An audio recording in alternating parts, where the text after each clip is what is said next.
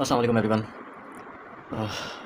एक बात आई थी ध्यान में, सोचा आप लोगों से शेयर करूं आप लोगों के साथ। मैं किसी फ़िरके वारियत पर जो है वो बात नहीं करना चाहता, लेकिन एक जनरल बेसिक मैसेज जो सबके लिए है, और कुछ लोग शायद मेरी बात से इत्तेफ़ाक करेंगे और कुछ लोग नहीं करेंगे। ये अभी तो आज 9 मुहर्रम है, और 9 मुहर्रम करबला का वाक़या तो आप सबको पता है। 9 मुहर्रम 10 मुहर्रम तो उसमें आप रोज़ा रखें और डेली रूटीन की जो आपकी इबादत है अपनी वो करें, अपने दस्तरख़्वान को वसी करें, जो आज के दिन भी और वैसे नॉर्मल डेज़ में भी आपको करना चाहिए। इसके लिए कोई स्पेसिफ़िक डे नहीं है कि आपको स्पेसिफ़िक डे पे इबादत करनी है या स्पेसिफ़िक डे पे आपको लंगर न्यास हो। मैं तो खैर इस चीज़ को नहीं मानता। मेरे लिए बस नज़दीक यही चीज़ ज़रूरी है कि बस आपका दस्तरख़्वान वसी होना चाहिए और आपके रिज़्क़ से किसी का पेट भर जाए। तो वो अल्लाह आपकी नीयत को जानता है कि आप क्यों कर रहे हैं, किस लिए कर रहे हैं। अपने लिए कर रहे हैं, बेसिकली आप अपने लिए कर रहे हैं। ये इसमें आप उसको अगर खिला रहे हैं तो आप उस पे कोई एहसान नहीं कर रहे हैं। ये अल्लाह ने आपको तौफ़ीक दी है, और अल्लाह ने आप पे करम नवाज़ी की है कि आपके रिज़्क़ में जो है वो बरकत डालने के लिए आपके पास ऐसे शख्स, ऐसे लोग भेजे कि जो आपकी मदद कर सकें। असल में वो आपकी मदद कर रहे हैं, आपका खा के आपका रिज़्क़ में इज़ाफ़ा करते हैं, बरकत आती है आपकी। तो ये वाले मामलात हैं। दूसरा ये कि आप जो है हम इसी चीज़ में, इसी बहस में पड़े रहते हैं कि फ़िरका वारियत, सुन्नी, शिया, बरेलवी, एक्स वाई ज़ेड, मतलब कहीं न कहीं देखिए हर बंदे के अंदर कुछ ना कोई क्वालिटीज़ अच्छी होती हैं और कुछ बुरी होती हैं। ये है कि बताने का मकसद ये था कि आप के इर्द-गिर्द ये तो वो दौर था जो हमने देखा नहीं, हमने किताबों में सुना, और हमारा अक़ीदा भी और हमारा ईमान भी इसी पे, इसलिए शायद हम मुसलमान भी हैं कि इन सारे वाक़यात में जो है हमें ट्रस्ट है। तो ये उस दौर की चीज़ें थी, तो हमारे हाथ में बेसिकली नहीं था कुछ भी ना। ये हमारे पैगंबरों ने, हमारे बुज़ुर्गों ने, हमारे नबियों ने कुर्बानियाँ दी, जिसकी वजह से आज हम जो है वो मुसलमान कहलाते भी हैं और बहैसियत मुसलमान होने पर फ़ख्र भी महसूस करते हैं। अब हम बात करते हैं आज की।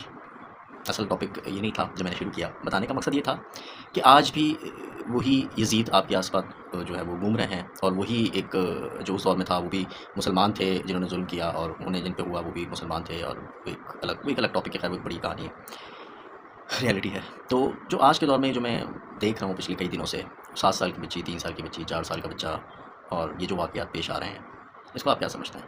इसमें सिर्फ़ कसूर जो है वो उस बंदे का है, वो तो खैर कसूर क्या, वो तो खैर उसका तो एक अलग ही हिसाब-किताब है जो ये काम करते हैं। क्या बहैसियत इंसानियत या इंसान होने के नाते हमारा फ़र्ज़ नहीं है कोई भी? ये एक दिन में नहीं होता, ये सारी चीज़ें ना एक दिन में वो बंदे का चेहरा या असलियत सामने नहीं आती है एक दिन में, इसके लिए टाइम होता है। ये वो बंदा शुरू से ऐसे ही होता है। आपकी गली मोहल्लों में ऐसे लोग होते हैं, आपकी फैमिली में ऐसे लोग होते हैं, आपके आस-पास ऐसे लोग होते हैं जिनको आप ऑब्ज़र्व करते हो और आप मज़ाक में उड़ा दोगे, यार बंदा ऐसा है, ये बंदा ऐसा है। आप इस चीज़ का इंतज़ार कर रहे होते हो कि वो कोई बड़ा हादसा करेगा तो हम उसको पकड़ेंगे या जान से मार देंगे, या मामला तब देखी जाएगी जब एक जान का नुकसान हो जाएगा, जब एक बच्चे का नुकसान हो जाएगा, जब एक फैमिली का नुकसान हो जाएगा। ये तो आपके आस-पड़ोस की बात कर रहा हूँ। तो वो भी कसूरवार हैं इसमें पूरे। दूसरा ये कि पेरेंट्स, 7 साल की बच्ची, आपको पता है माशरे में क्या-क्या चीज़ें चल रही हैं, क्या-क्या मामलात चल रहे हैं। मतलब वो कहते हैं इंसान की शक्ल में भेड़िया छुपे बैठे हैं। आपको ये सारे मामलात पता हैं, सोशल मीडिया का दौर है, कोई बात किसी से छुपी भी नहीं है, हर चीज़ सबको पता चल जाती है और फ़ौरी सेकंडों में पता चल जाती है कि ये मामलात चल रहे हैं। रोज़ाना आप खबरें देखते हैं, हर साल पता नहीं कितने केस रिपोर्ट होते हैं, कुछ को सज़ा मिलती है, कुछ को नहीं मिलती, कहीं नाजायज़ किसी को मिल जाती है, किसी की सज़ा, वो सब आप देखते ही हैं। उसके बावजूद आप अपने छोटे-छोटे बच्चों को बाहर भेज देते हैं गली मोहल्ले में। चलो भेजो, आप ले जाओ खुद उनको बाहर, टाइम स्पेंड करो उनके साथ। आप अपनी जान छुड़ाने के लिए, अपना टाइम बचाने के लिए, घर के कामों को देखने के लिए आप बच्चों को फरामोश कर देते हैं। आप गली मोहल्लों में छोड़ देते हैं उनको, और उसके बाद हादसा हो जाते हैं तो फिर आपका रोना-पीटना ख़त्म नहीं होता। क्यों रो रहे हैं फिर आप? आपको तो फ़िक्र नहीं है उस छोटे से बच्चे की? ये मैं सिर्फ़ इसकी रेपिस्ट की बात नहीं कर रहा। ये मैं और बहुत सारे मामलात पे कर रहा हूँ जिसमें डॉग बाइट्स के केसेस आते हैं। वो क्यों आते हैं? इतने-इतने से बच्चे गली मोहल्लों में, आपका कोई कसूर नहीं है। आप जब उनका ख़्याल नहीं रख सकते, आप जब उनको बेहतर मुस्तक़बिल नहीं दे सकते, बेहतर परवरिश नहीं कर सकते, ये बुरी लगेंगी काफ़ी सारे लोगों को, ये बातें मेरी बहुत बुरी लगेंगी, और एक बड़ा-सा शायद कोई कमेंट्स भी आना शुरू हो जाए कि ये तो बकवास कर रहा है, ये तो ऐसे करे। बिल्कुल सही बात कर रहा हूँ कि आप गली मोहल्लों में उनको छोड़ देते हैं। वो 7 साल की बच्ची के साथ जो वाक़या हुआ, आपने सुबह 11 बजे उसको इतनी सी बच्ची को के लिए चीज़ देने के लिए भेज दिया। वो उस दुकान में वाक़या ना होता, कोई उठा के ले जाता वहाँ से, कोई और मामलात हो जाते। तो आप इंतज़ार करते हैं चीज़ों का कि ये होगा तो फिर देखेंगे, फिर तमाशा लगाएँगे, फिर कचहरी लगाएँगे, फिर ये होगा, फिर वो होगा, फिर फलाना होगा। वो तो चला गया अपनी जान से, वो बच्ची तो चली गई। तो इसमें कसूरवार तो आप लोग भी हैं ना, सज़ा तो आप लोग को भी होना चाहिए। ये जिन-जिन घरों के साथ ये मामलात हुए हैं, ये 7, 6 साल, 5, एक बड़ा बच्चा, एडल्ट बच्चा 12, 15, 14 15 साल का या 18 साल से बड़ा, चलो समझ में आने वाली बात है कि आप नज़र नहीं रख सकते, आपको नहीं पता कि बच्चा कहाँ जा रहा है, क्या एक्टिविटीज़ हैं, क्या है, फिर भी नज़र तो आपको उन पे भी रखनी है। आपको नहीं पता ना मामलात जो हो रहे हैं आजकल। तो इतने छोटे बच्चों को आपका दिल कैसे मानता है? आपके दिल में ज़रा-सी अंदर से तकलीफ़ नहीं होती, डर नहीं होता? हमारे घरों के बच्चे तो एक कमरे से दूसरे कमरे में चले जाएँ तो हम हाय-हूँ मचा देते हैं कि यार बच्चे कहाँ गए? बच्चा कहाँ है? आपस में ही लड़ पड़ते हैं घर में कि भाई कैसे हुआ? ये कैसे हो गया? ये चोट कैसे लग गई? वो लग गई। मतलब ये नॉर्मल हमारे घरों की रूटीन है। तो आप लोग क्या कर रहे होते हैं? जो कराची वाला वाक़या, वो तो बिल्कुल ही, मतलब उसको तो, उसकी तो एक्सेप्टेंस ही नहीं हो पा रही कि वो 2.5 साल की बच्ची कैसे घर से निकल गई, और वो कैसे चली गई, और कैसे कोई आके उसको फेंक के चला गया। गली मोहल्ला सब एक आबाद इलाका, किसी को कुछ नहीं पता, क्योंकि आपको कुछ नहीं पता। जब आप अपने बच्चों का ख़्याल नहीं रखेंगे ना, तो दूसरा भी नहीं रखेगा। पहले आपको अपने अंदर दर्द पैदा करना है अपनी औलाद को लेकर। 1 2 3 4 6 6 8 8 बच्चे आप लोग पैदा कर लेते हैं और संभाले आपसे जाते नहीं हैं। फिर इस तरह के वाक़यात पेश आ जाते हैं। तो इस तरह के वाक़यात अगर पेश आ रहे हैं तो उस पे आप भी बराबर के मुजरिम हैं। तो खुदा का खौफ करें, अपने बच्चों का ख्याल खुद रखें। जब आप अपने बच्चों का ख्याल नहीं रखेंगे तो बाहर वाला भी नहीं रखेगा। थोड़ा सा टाइम निकालें और जितने बच्चे आप पाल सकते हैं, जिनकी तरबियत अच्छी कर सकते हैं, उतनी पैदा करें। नज़रों के सामने से 2.5 साल की बच्ची घर से निकल जाती है, आपको पता नहीं चलता। 6 साल की बच्ची घर से निकल जाती है, आपको पता नहीं चलता। बच्ची हो या बच्चा हो, ये तो कहानी हो गई ये वाली। दूसरा फिर ये है कि हमारा जो ये सोशल मीडिया अच्छी चीज़ है, आपको हर चीज़ टाइम पे पता चल जाती है, टाइम से पहले ही पता चल जाती है कुछ चीज़ें, तो अच्छा प्लेटफॉर्म।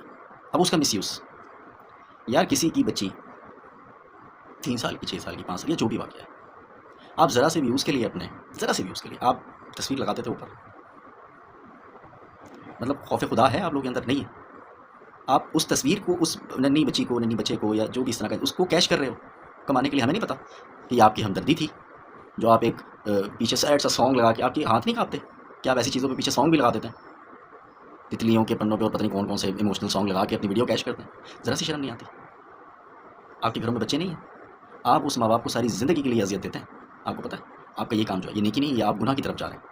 उस बंदे ने तो एक दफ़ा उसका रेप किया और भाग गया, मर गया, मार दिया, जो होना था उसके साथ हो गया, उसको सज़ा मिल गई। ठीक है? जो होना था वो हो गया और अल्लाह ने उसको फिर ऊपर भी जहन्नुम रसीद करनी है। और आप जो जानबूझकर ऐसी चीज़ें बना के वायरल करते हैं, वो इमोशनल सॉन्ग लगा देते हैं और उसके बाद तस्वीरें बच्चों की लगा देते हैं, जो भी हाथ, उनके पेरेंट्स पे क्या गुज़रती है आपको पता है? आपको नहीं पता। आपके अपने घर में खुद के बच्चों के साथ ही नहीं हुआ ना। जिस दिन आपके साथ ये चीज़ें होंगी तो आपको पता चलेगा। इंसान का कोई अपना मर जाए ना, अपनी औलाद, अल्लाह सबकी औलादों को ज़िंदा रखे, सलामत रखे। हम उनके पेरेंट्स नहीं हैं उन बच्चों के। हम सिर्फ ये स्टोरी देखते हैं एक तरफ कि हमने ना उनको हाथ लगाया, ना टच किया, ना खिलाया या लाड उठाया उन बच्चों के, जिनको हम सोशल मीडिया पे, जिनके साथ जुल्म होता है, और हम उनकी तस्वीरें देखते हैं। मुझे औरों को नहीं पता, मुझे जैसा बंदा काँप जाता है, तो मुझे देख के रोना आ जाता है लिटरली कि यार ये कितना जुल्म हो गया। मुझसे नहीं देखी जाती वो पोस्ट। तो आपको ज़रा सी गैरत नहीं है कि उसके माँ बाप पर क्या बीतती होगी, या उनके जो भी लवाहिकीन हैं, उनके दादा दादी, चाचा मामू खाला फूफी, जो रिश्ते हैं, उनके ऊपर क्या बीतती होगी? एहसास है? मतलब मर गई है आप लोग की, बिल्कुल ज़मीर मर चुके हैं।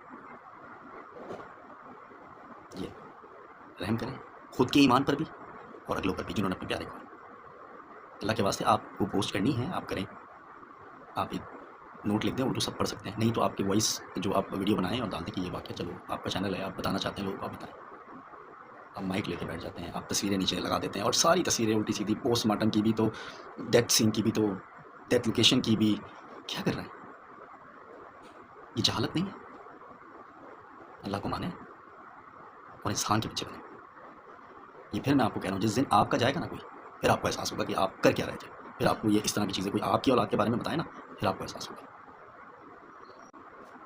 मेरी रिक्वेस्ट से तो कोई, मुझे नहीं लगता कोई फ़ायदा होना है, लेकिन किसी एक में भी अगर अक्ल आ जाए तो बड़ी बात है कि आप लोगों को कैश करना छोड़ें। ज़िंदगी में तो आप करते ही हैं लोगों को कैश, एटलीस्ट मरने के बाद ना उनको कैश करना छोड़ दें। किसी की बेटी की, किसी की बच्ची की, किसी के भाई की, किसी की जनाज़ों की, इसकी उसकी तस्वीरें लगा के, और पीछे एक म्यूज़िक सैड सॉन्ग लगा के, और इतना इमोशनली ड्रामा करके आप क्या करते हैं? ना दें लोगों को तकलीफ। मैं खुद भी बड़ा गुनहगार हूँ, मैं ये नहीं कह रहा कि मैं बहुत कोई नेक इंसान हूँ। कुछ गलतियाँ की माजी में, जिसको भुगत रहा हूँ। कुछ गलतियाँ माजी की थी, जिसको सुलझाने की कोशिश कर रहा हूँ, कोशिश कर रहा हूँ। I am not perfect. मैं भी नहीं कहता कि आपको परफेक्ट हो जाए। कोशिश करें अपनी ज़ात के लिए, मेहनत करें खुद के लिए, ना पहुँचाएँ किसी को अज़ियत, ना पहुँचाएँ किसी को तकलीफ़, क्योंकि ये वो चीज़ है जो आपको दुनिया में ही पलट के आपकी तरफ आनी है, जाने अनजाने में। इंक्लूडिंग मी, मैं अपनी बात भी कर रहा हूँ। अल्लाह का वास्ता छोड़ दें ये सब चीज़। लोगों की जनाज़ों को, मैयत को, लोगों की स्टोरीज़ को कैश करना छोड़ दें। अपने काम से काम रखें और अपने इर्द-गिर्द का माहौल सही करने की कोशिश करें। जो इतने मिलियंस फॉलोअर्स आप लेके बैठे हुए हैं, तो भाई गली मोहल्लों में कैमरे लगवाते हैं। हर चीज़ हुकूमत की ज़िम्मेदारी नहीं है, कुछ आपकी अपनी भी है। तो हर चीज़ जो है ना, वो हुकूमत पे, पुलिस पे, इन चीज़ों पे ना डाल दिया करें। कुछ सेल्फ डिफेंस आप खुद भी करें अपने लिए, अपने मोहल्ले के लिए। एक-एक, दो-दो कैमरे अगर आप हर गली में लगा दें और एक्सेस हर बंदे के पास हो, तो इस तरह की चीज़ें हम कम तो कर सकते हैं, इनसे बचा तो जा सकता है। लेकिन कोशिश सबको मिलकर करनी है। किसी एक इदारे, एक डिपार्टमेंट, एक हुकूमत को आप सिर्फ ब्लेम नहीं कर सकते। इसमें आपका कितना किरदार रहा है, तो आप भी जवाब दें। तो जिन-जिन बच्चियों के साथ नाइंसाफ़ियाँ, ज़्यादतियाँ, कत्ल, ये सब कुछ हो रहा है, तो इसके ज़िम्मेदार हम सब हैं। वो एक कातिल तो था ही, जिसको जहन्नुम रसीद होगी, बाकी भी हम सब ज़िम्मेदार हैं। उस बच्ची के घर वाले, वो सारे लोग, उसकी फैमिली के, आपके इर्द-गिर्द के लोग, माशरा और हम खुद। तो आज का मैसेज बस यही था। ये बहुत लंबी वीडियो हो गई होगी शायद, पता नहीं मैं इसको अपलोड कर सकता हूँ या नहीं, या टुकड़े में करूँ, तो अल्लाह के वास्ते इसमें कोशिश करें। अल्लाह हाफ़िज़।